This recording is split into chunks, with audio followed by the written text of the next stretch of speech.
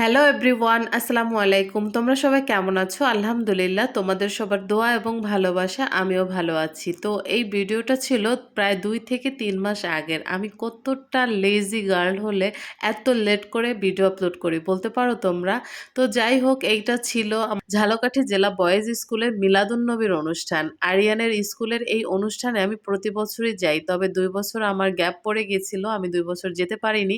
2 বছর পরেই আমি আবার গেলাম। তো এই অনুষ্ঠানে বক্তব্য রাখতেছিলেন এবং বাচ্চাদের উদ্দেশ্যে অনেক সুন্দর সুন্দর নবীজির কাহিনী বলতেছিলেন, যেটা আসলে বাচ্চারা মনোযোগ দিয়ে শুনবে কি, তারা দুষ্টুমি করতেছিল। আর এইখানে আমাদের সবার প্রিয় নাজমুল স্যার, সে সবার জন্য একটা গজল বলতেছিল, আপনারা সবাই শুনুন।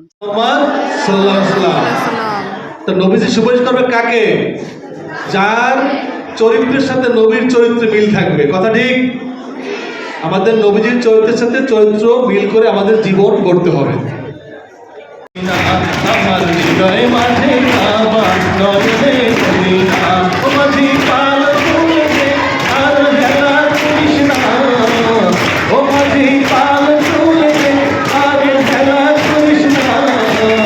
ছেড়ে দে নৌকা, আমি যাব মদিনা। এবার ছেড়ে দে নৌকা, আমি যাব মদিনা। এটা ছিল বার্ষিক মিলাদ মাহফিলের অনুষ্ঠান। তো এইখানে সকল শ্রেণীর স্টুডেন্টরাই পার্টিসিপেট করেছিলেন। গান, গজল, কোরআন তেলাওয়াত এবং নবীজির জীবনী, যে যেটা ভালো লাগে সে সেটাই পার্টিসিপেট করেছিল। এইখানে টিচাররা পুরস্কার বিতরণ করতেছিল, যদিও এই পুরস্কার দুইটা ছিল আবদুল্লাহ রাফির, কারণ রাফি ম্যাক্সিমাম ছোটবেলা থেকেই কম বেশি খেলায় বা কোনো অনুষ্ঠানে পার্টিসিপেট করে। এটা আসলে আরিয়ান ছোটবেলা থেকেই লাজুক, কারণ ও সবসময় এইটার থেকে পিছায়ে থাকে।